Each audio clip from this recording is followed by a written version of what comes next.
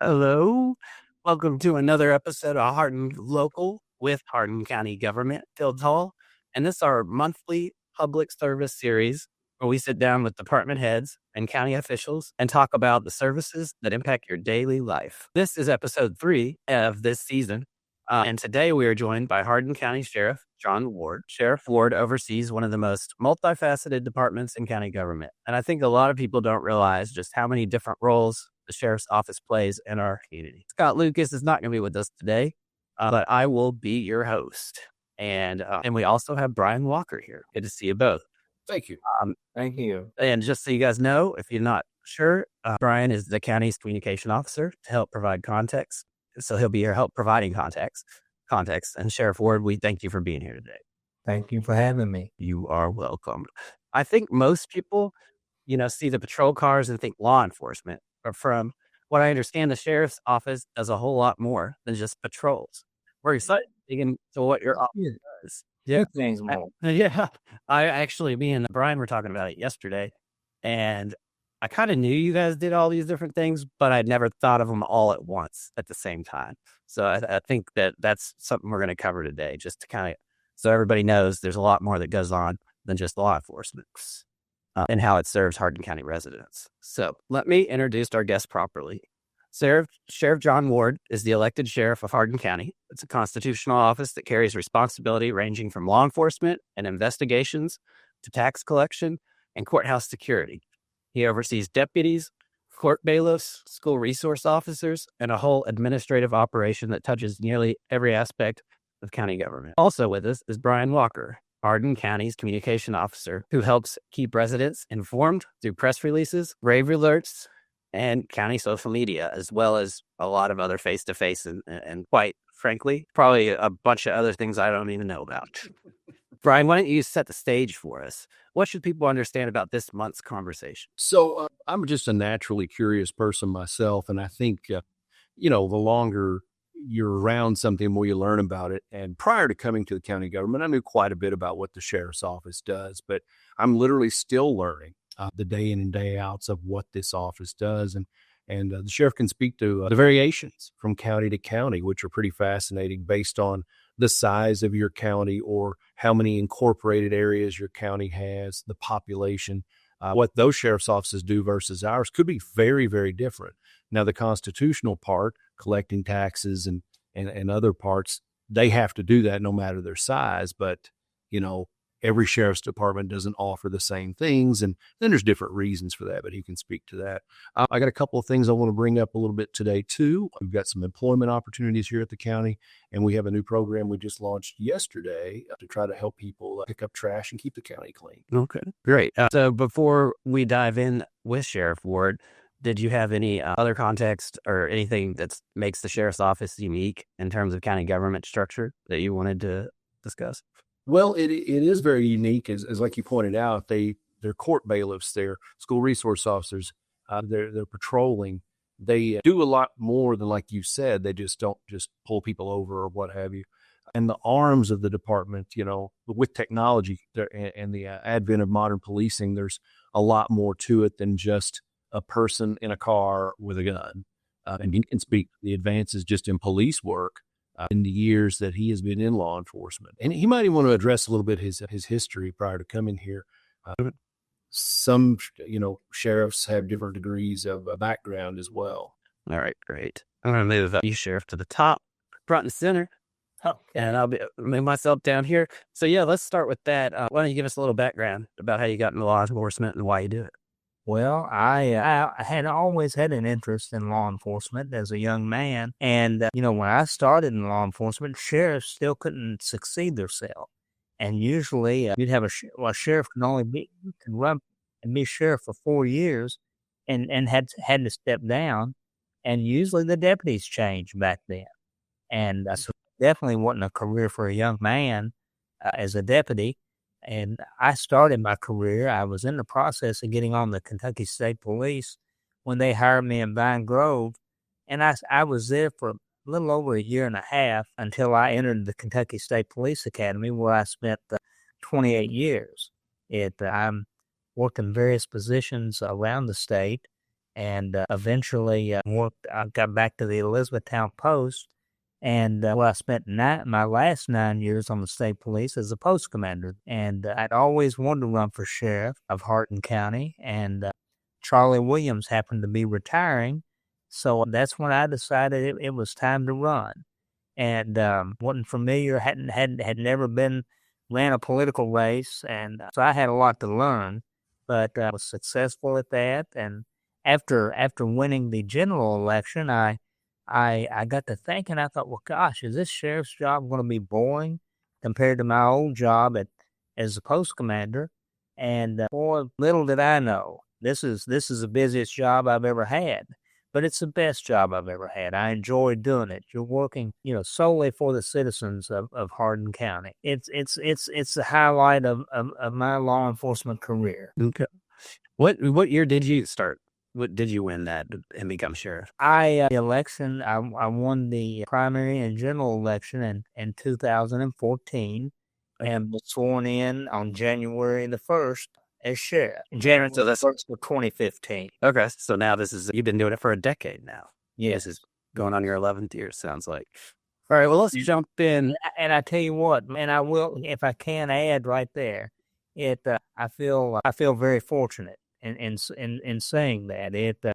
I know when I was a young man, our farm was close to a sanding station there on the interstate in Upton, and I'd ride my bike up and hang out at the Standard Oil for a while, and I'd see younger men come in catching their ride to Louisville to go to a factory and work, and all they could talk about, they couldn't wait till they were old enough to retire. And I thought, golly, these guys are wishing their life away, and I feel blessed that I'm in a career that to this day, I still I don't want to think about retiring. I feel I can still serve and help people, and don't want to think about retiring. Okay, that's great. I think that's pretty. That's something that I admire in people.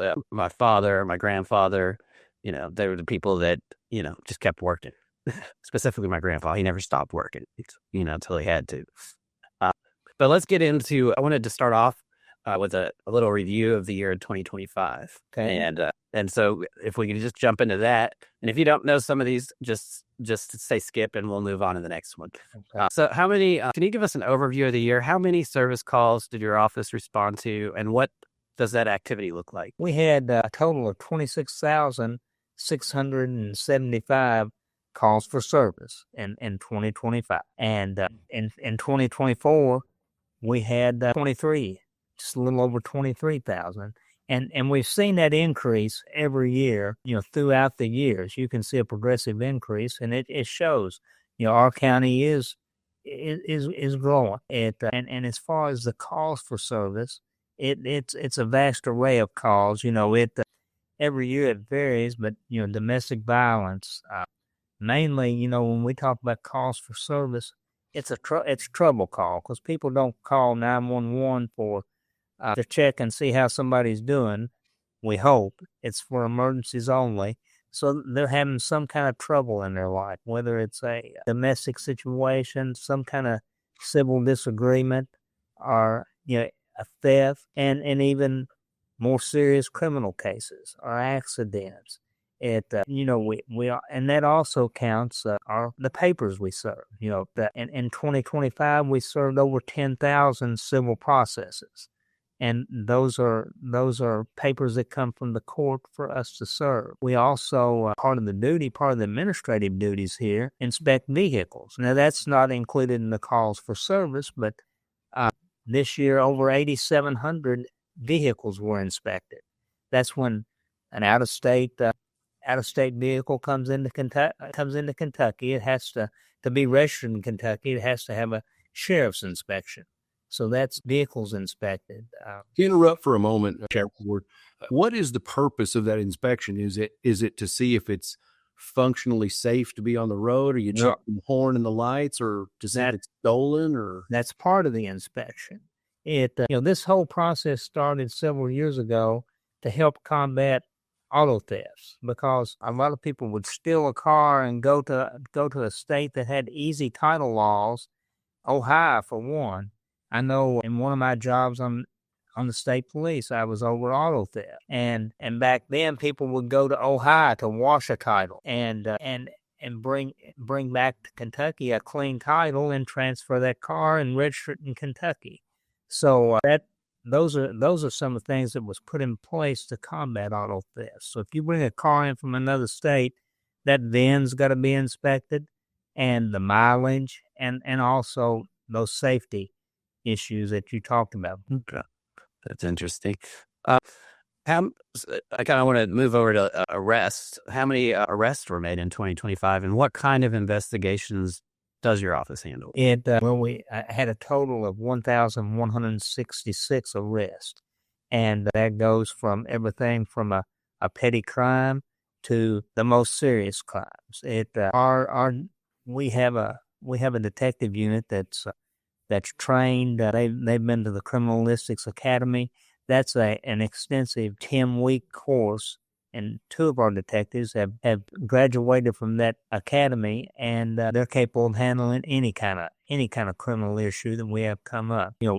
That number includes DUIs, assaults, burglaries, and various other criminal acts. Okay. Now, here's something a lot of people I don't think know. Your office is also a tax collection agency. Can you explain that role and how much revenue that you all collected? Let me make something clear to the people that are listening. Now, our office just collects the taxes. We don't set the tax rates. We mail the bills out and collect the taxes. But yes, we do. And people assume that you're personally setting the tax rates. Well, you never know. And I tell you what, November every 4 years, when your name's on the ballot, that's a bad time for that tax bill to go out. It as your name on that tax bill. So I want to make that clear that the sheriff's office, it just goes through the sheriff's office. But in 2025, we billed out right at $100 million in tax bill, and we'll collect right at 99% before we're finished on April the 15th. The majority of that number was collected during November and December during the discount time periods, and so the majority of the county taxes have been collected already. Okay, and I guess for people that may not know, when we talk about that $100 million, that's a couple different places. The school board sets some of that, right, and then the county government sets the rest of it. Yes. School board, it's distributed to the school board, and state government gets that, and and also one thing and when we're talking about taxes, I'd be remiss not to mention, back in 2015, we started mobile tax collection. That's something that I when I first ran for sheriff, I talked about we were going to do mobile tax collection, and to my knowledge, we're the only sheriff's office in the state that does that. We go to 8 different locations across the county during the month of November, and we have this year we had the biggest turnout we've ever had. It was our 11th year of it, and have a great turnout. And not that people can mail them in, but people want to pay. A lot of people want to pay their taxes in person, and this way they get to come into their local communities and pay them in person. One day we go to Upton, the fire station in Upton. When we leave Upton, we go to Sonora. After we leave Sonora, we go to White Mills. The next day we go to Radcliffe, then Vine Grove, and on to West Point. The final day of mobile tax collection, we start out at 84 Fire Department, our West Hardin Fire Department at the West 84 station, and then move to the 86th Fire Department in Cecilia. So we had a great turnout at every location this year. So that's something that we're proud of, and it's great to get out and see the great people of Hardin County. I feel that. So beyond patrols, arrests, your office also serves court papers, provides courthouse security, and also, like you said, handles the vehicle inspections. How much of your workload is administrative versus enforcement? Well, it varies throughout the year, especially during tax time. We might have, the tax, the administrative part, probably the percentage is higher than the law enforcement function. We always have a large, tremendous amount of papers that has to be served. That a lot of these court papers have timelines that they have to be served on, and we do our best to get them out because we don't want the judge, district or circuit judge, calling us and asking why this paper hadn't been served. But so it's a balance between administrative, and then with that, the law enforcement function never stops. And that's the thing about a deputy out here working the road. He's not just sitting waiting for one call. After he finishes that call, he might not have anything to do for an hour or two until he gets another call. That doesn't happen. After that deputy goes to a call, he or she is out going to the next paper they have to serve. It's constant. They don't have much downtime. If they have any downtime, they're pulled off to the side of the road, completing all the reports that they have to make, or trying to do some of our different patrols. We patrol the county. We use directed patrol to increase enforcement in certain areas where we're having problems. With the tremendous amount of administrative duties that the deputies have, that's hard to do. But as you can see, I'm proud that accidents went down, even if it's only near just 70 accidents this year. But 70, if you save one life, it's worth it. But we patrol high traffic areas, high DUI crime areas.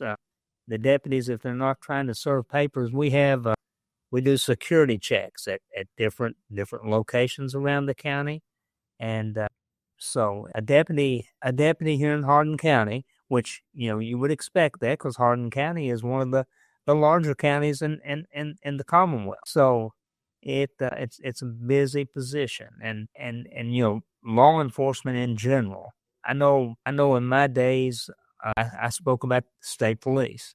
Back when I started, there was more sworn officers than there is now. And I think a lot of different agencies were like that, but you learn to do more with less, and technology helps a lot with, makes you able to be able to do more with less. Yes. Well, that's great information. We thank you for that. We're going to move on to my second segment, which I've called Constitutional Sheriff. But before I do that, I wanted to say hey to David Mather, who said, "Hello, John, Phil, and Brian. Good to see you all." It's good to see you, David. Oh, David. And then Sean laughed. I think he was laughing whenever Brian was laughing about the tax. Maybe he just thinks we're funny. I don't know. Yeah. Thank you, Sean. All right, let's move into this segment. And this is something that Brian said to me on the phone yesterday when we were talking about this conversation. He called it on the phone was for this broadcast. Sure did. So this was just about the sheriff being a constitutional office. That's all. So for folks watching who might not understand what that means, how is the sheriff's office different from, say, Elizabethtown Police Department or Kentucky State Police? Well, the sheriff is the only head of a law enforcement agency in Kentucky in the United States. The sheriff is the only head of an agency that has to get elected. So actually, the people hire the sheriff, and so that makes it a unique position in and of itself. Now, in Kentucky, the office of sheriff is outlined in the Constitution of Kentucky as far as the duties of the sheriff. Okay. Brian also mentioned that your office does everything, like we mentioned, patrols, tax collection, the courthouse security. Can you walk us through some of those hats we hadn't talked about yet, like maybe courthouse security and serving papers? We haven't really talked about or anything else. I think he even mentioned that you all have like a service dog now for. Oh, yes. Be glad to. Courthouse security, that's everything from when you go in down to the courthouse, you'll be greeted by deputies that checks everybody in that goes through. And that's to ensure the safety of everyone in that building, people that are going to court there, and also the judges and the staff Because there's been terrible things that's happened in the courthouses in the past. So there's deputies doing that, and there's also deputies in the courtroom that are bailiffs that ensure everything's going well in the courtroom and that there's no problems. Because, there's a lot of emotions involved in a lot of court cases. And a deputy is there to make sure everything goes smoothly. If it's a prisoner involved, there's going to be deputies there to take the prisoners from the courtroom back down to a holding cell in the courtroom, or down to the holding cell in the basement. And we also transport those house deputies transport prisoners to and from the court. Now, you talked about our therapy dog. That's one of our school resource officers has a therapy dog. And that dog, we received a grant that paid for the dog and the deputy's training, and that has been a tremendous hit. Wilbur is the dog's name. The kids love him, and the staff at school love him. If a kid's having a hard time, or just some issues that day, Wilbur can come around and he can love on Wilbur, and Wilbur love on the child, and it can make a difference. And the school is even in the process of trying to get another therapy dog for one of our deputies in the school, because it's a tremendous asset. We've taken that therapy dog to different schools. And that goes into SROs, school resource officers. That's another. Could you talk a little bit about what they do, what their responsibilities are? Yes. We started that in 2015. We started out with one SRO. We currently have 18. Well, 17. We have 18 positions, but we have 17 currently at this time, but serving in the Hardin County schools. And that's through a partnership that we have with the Hardin County school system. They reimburse us for partial funding for those deputies. They pay for the deputies for the 9 months during school, and the other 3 months is on the sheriff's office. But those deputies come in and work. All but three of the deputies elect to just work during the school year. But the rest of them come serve papers, do all the work, do all the work of a deputy, and plus they fill in while other deputies are gone to in-service, and those school resource officers still have to get their 40 hours of in-service through the year. So they get their in-service during the summer. So it's been a tremendous benefit. Brian and I were on Quixie earlier this morning, and I tell this about Trish Cottle. One time when I was down filling in for Brian, he was on vacation. And Trish was telling me about her school resource officer in Florida when she was in high school, and how she still stays in contact. Now, Brian brought this up later that was 30 years ago.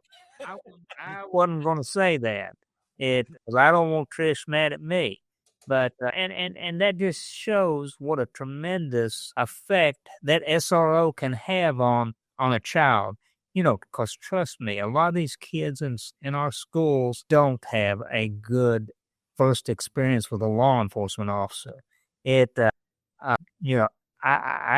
can say, and Phil, I'm sure you and Brian can say, you didn't have an experience with a police officer coming to your house for any reason when you were growing up, unless they were lost or asking a question or something. But it's not like that in a lot of households. And this gives an opportunity for children to bond with a law enforcement official. And these schools, what's the chances of an SRO being at a certain location if something does happen?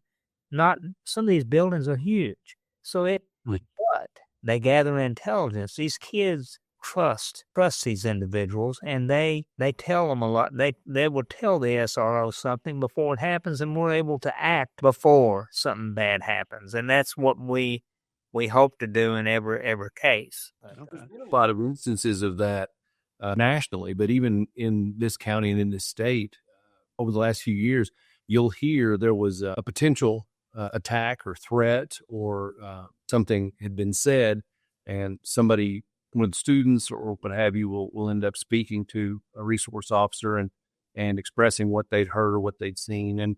And sometimes, some sort of criminal activity, like drugs or some sort of violent act, these things get reported. And, I went to a very small school and it was a very long time ago, but we didn't have resource officers back then. And, I know things went on that I sure would have never felt comfortable going and telling a teacher about it or something. And that's nothing against them. It's just, there wasn't anybody I would have felt comfortable talking to. And I think this is a big development nationally. And I think it's a good movement that all the schools or most schools have taken into account and brought those folks in. I know when I first, in 2015, when we first started this SRO program here, I thought, gosh, my daughter, she was 8 years old then. And I thought, boy, that's sad to worry about your child. And then I thought, it's sad that we have to have somebody in our schools. But then I got to thinking. I thought, I'm glad we do it because today's times, you just can't do enough to protect our children. I agree. It's pretty remarkable all the different roles that the sheriff's office does play when you kind of add them all together and think about them at the same time. So I think there used to be a time when deputies didn't require formal law enforcement training, but now they do. Well, what are the requirements now for someone to become a deputy? Well, one thing that really helped on that, when sheriffs weren't allowed to succeed themselves, that's when deputies weren't required to have formal law enforcement training, and anybody could be a deputy. You go to the sheriff, yeah, I'll do it. Give me a badge and a gun, and and you're not exaggerating about that, are you? No, I'm not. It's unbelievable the changes that I've seen in my law enforcement career. Because when I started, it was like that. The changes I've seen in sheriff's office becoming professional law enforcement agencies, full service law enforcement agencies. And it's unbelievable the changes have made. A deputy has to go. They have to have the same amount of training that if somebody's going to be a Louisville Metro police officer, Lexington police, Frankfort police officer, they have the same training that anybody in these other agencies have, and they also have to go.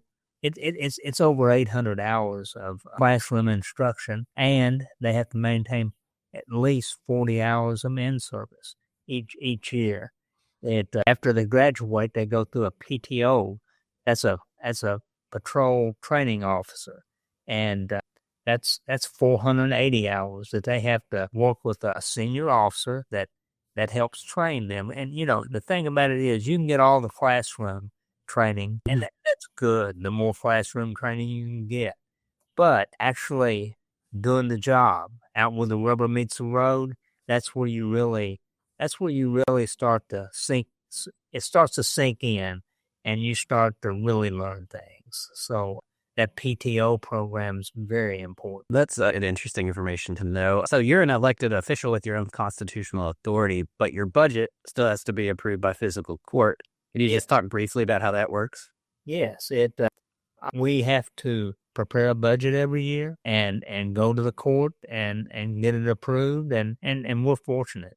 I've been fortunate in my time as sheriff to always have a court that is willing to work with you, helping you maintain this office. I know for the past 2 years I've maintained the same budget.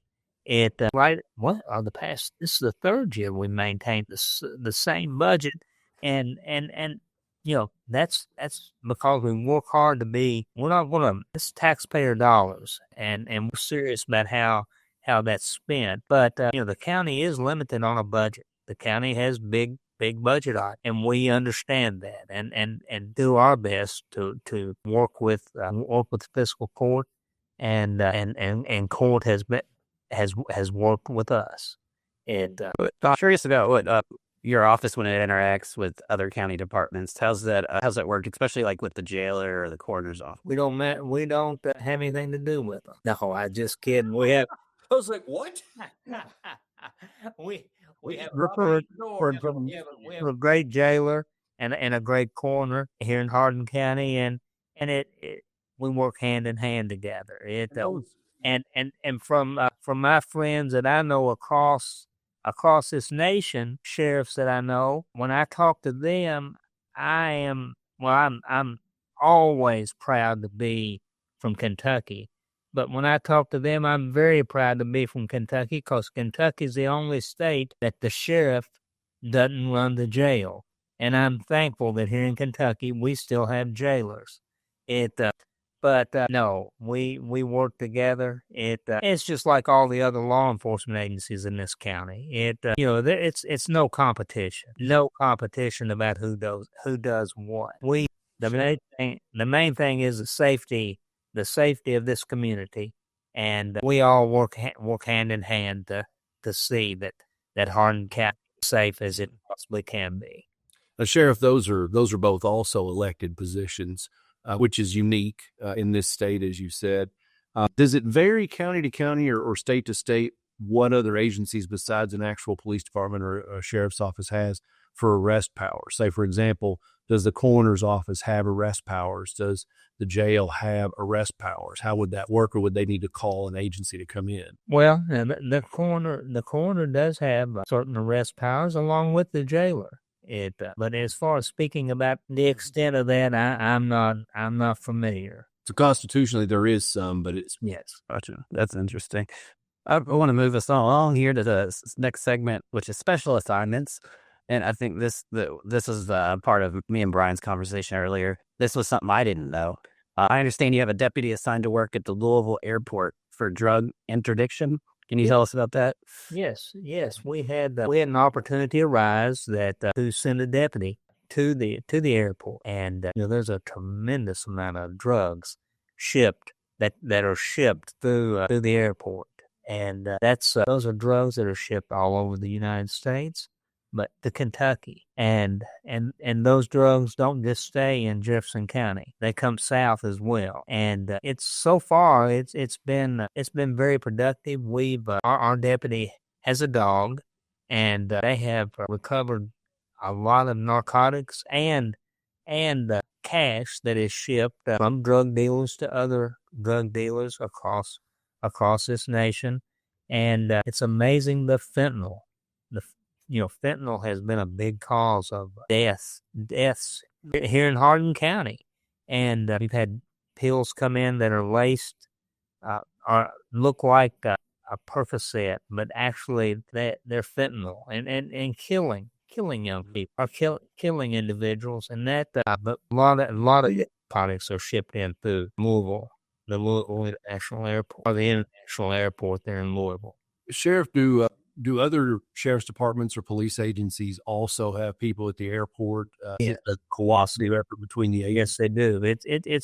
It's a joint effort between local and our federal friends, and the DEA, Homeland Security are also there. Is that just in the I guess consumer passenger side of the airport, or is that also the UPS?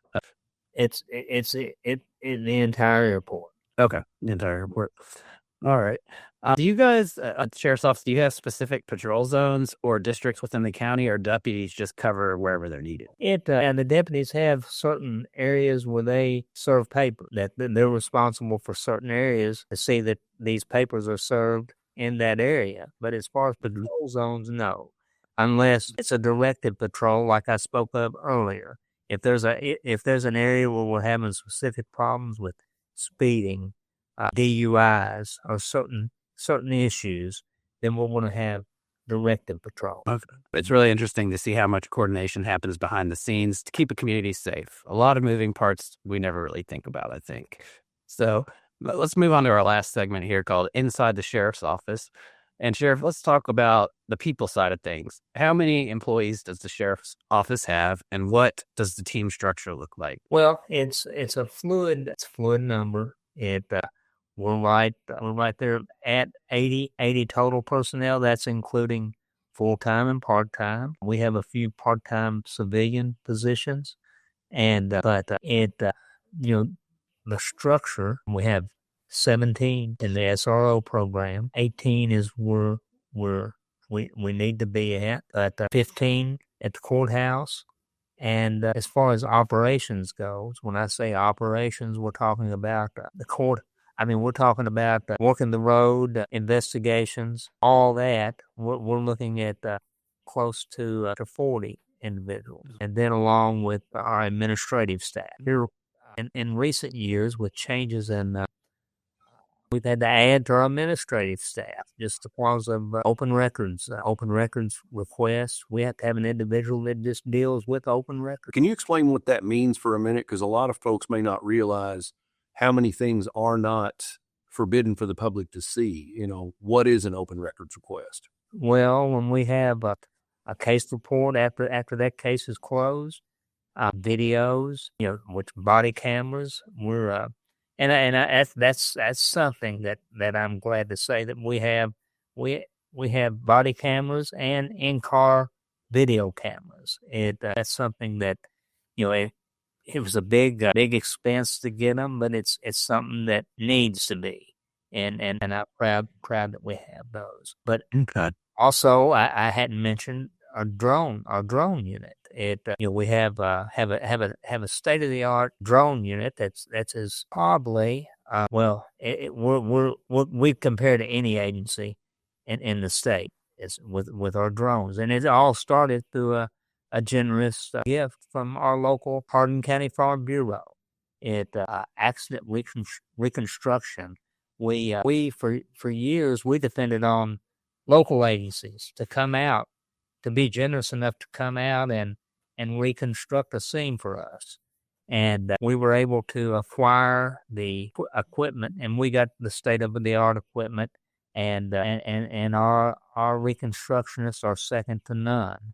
I remember the first weekend after we had our equipment and getting a call, another agency that always helps us had asked us to come to their municipality and reconstruct an accident scene. And that made me feel good, because that's what we're all here for. We want to help one another. So we have state-of-the-art accident reconstruction. We also have a system that we can go to a crime scene and we can basically do 3D or 2D diagram of this crime scene just off of this equipment that we have, and what a difference that makes for court presentation. And that goes back to what I talked about earlier about technology.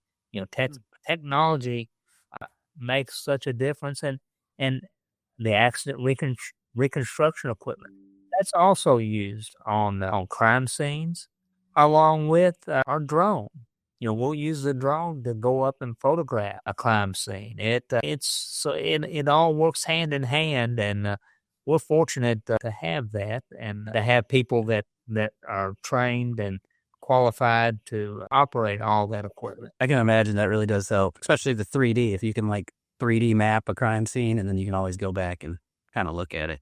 Exactly, and especially when you're talking about court presentation, that's a very impressive tool to have, to be able to show exactly the 3D version of that scene. Yeah, that's pretty interesting. So walk us through what it takes to become a deputy. If someone's interested in this career, what is the path? Called the Hardin County Sheriff's Office. We're always looking for individuals. We call us 270-765-5133, and we're gonna have a fitness test that we put you through, and we'll interview you and ask you a few questions, and we'll get you on the road to working to become a deputy, and talk to you about what you need to do in order to become a deputy. A lot of people start out. We've had a lot of people that will start out working at the courthouse and decide, well, this is for me. I want to go on and work the road.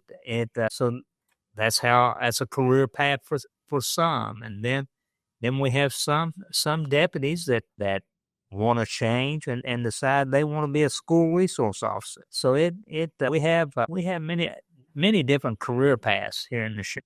We'll be glad to talk to any interested individual about a career in law enforcement. Okay.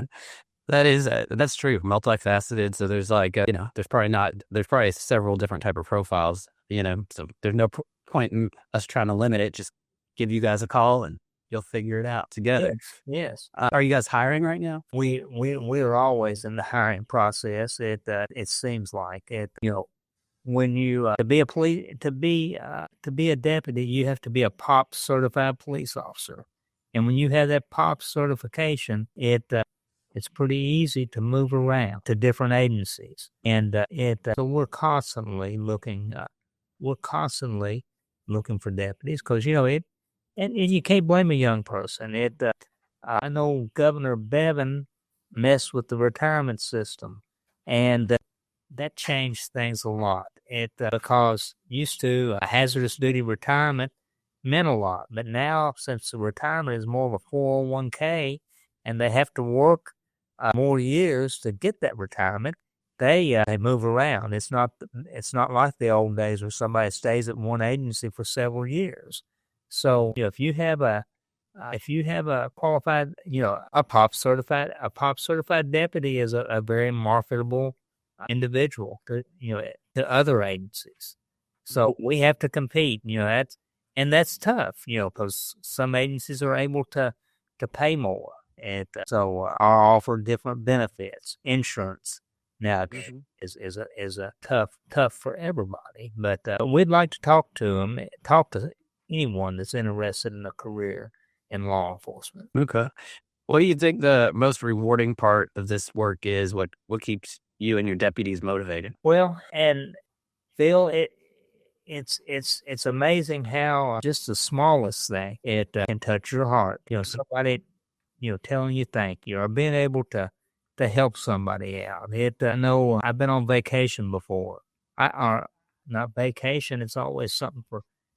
Was at a beta convention with my daughter in Savannah, and got a call about an issue that didn't really involve. It wasn't a law enforcement issue. It was about a skunk stuck in a breezeway at somebody's house, wanting to know what they could do. And after I got off the phone, my wife asked me what that was, and I told her. And she said, "What's that got to do with being sheriff?" And I said, "Hey, they called and asked what they can do.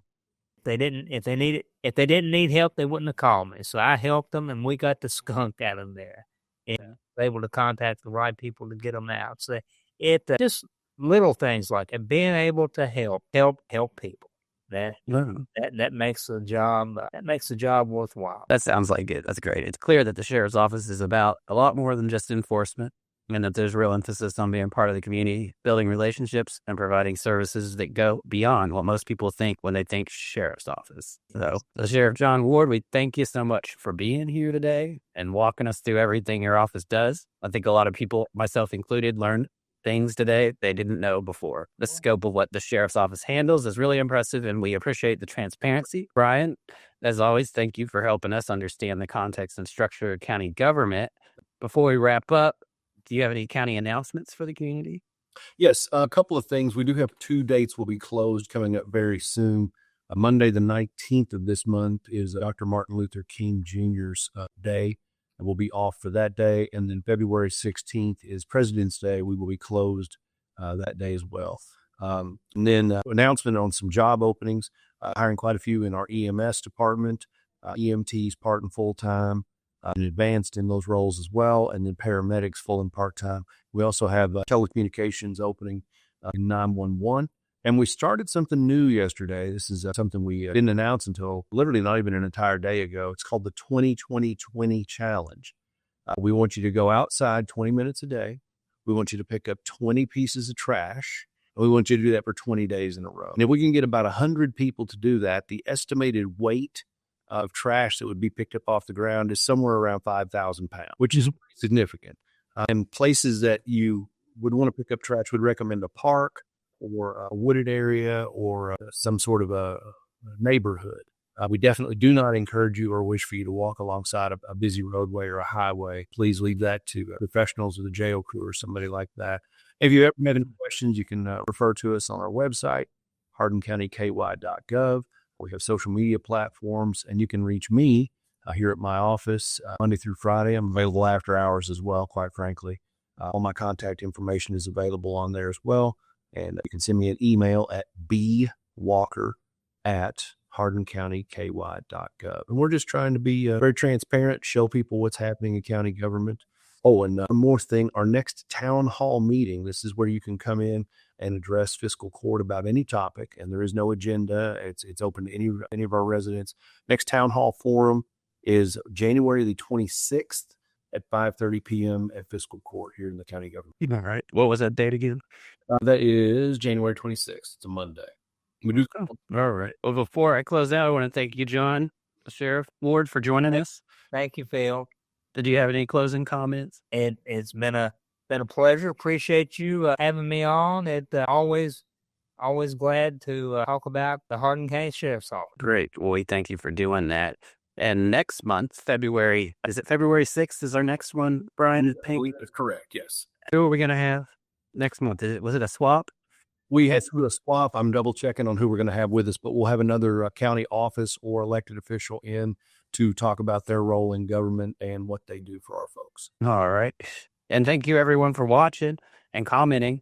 This is a two-way conversation, so you don't have to be a stranger. If you have questions or feedback, if you didn't feel comfortable dropping it in the comments, you can always private message them to me. I'll make sure to pass them along to Brian Walker, or you can reach out to county government yourself or to the sheriff's office.